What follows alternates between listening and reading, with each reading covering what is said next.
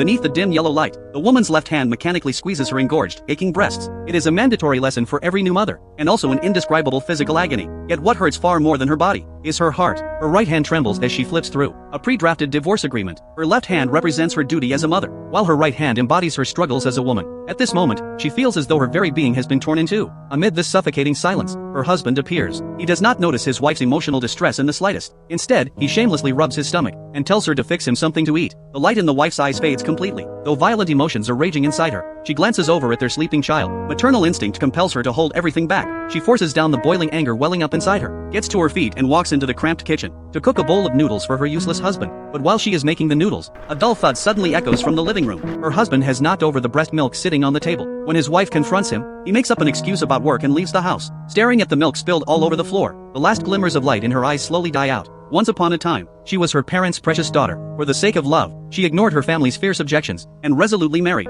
this man who had nothing to his name. She thought she was marrying for love, convinced she would receive lifelong tenderness. Yet reality dealt her a harsh slap in the face. Shortly after her maternity leave ended, still far from fully physically recovered, she went back to work and pushed herself to the limit to ease the family's financial strain. But when she comes home exhausted from work each day, she is not greeted with a warm embrace. Instead, she is met with utter chaos. Large coffee stains mark the carpet, the trash can overflows with stinky used diapers, and dirty laundry piles high inside the bathroom basket. The constant dripping of the faucet sounds like a merciless death knell, reminding her that as a wife and mother, she has no right to rest. Afraid of waking their sleeping child, she moves about the house like a thief. She keeps every movement as quiet as possible, even breathing with extreme caution. Yet the housework never seems to end. She collapses onto the sofa and drifts off for only a few minutes, before the sound of a key turning in the lock jolts her awake like a clap of thunder. Her husband is home. She instinctively rushes to the door and signals for him to keep his voice down. But when her husband tries to pull her into an embrace, a sharp, overpowering smoke smell fills her nostrils. It is cheap tobacco mixed with sweat. Frowning heavily, she reaches straight into her husband's pocket and pulls out a pack of inexpensive cigarettes. At that moment, all her long-repressed anger finds an outlet. She hurls the cigarette pack hard onto the floor. This outburst is not only anger at her husband's disregard for his own health, but also a release of her frustration over having no say in this household. But as soon as she turns away, her husband secretly picks up the cigarettes and shoves them back into his pocket. When the wife finishes washing dishes and turns around, she sees her husband sprawled comfortably on the sofa, his leather shoes carelessly left lying on the floor.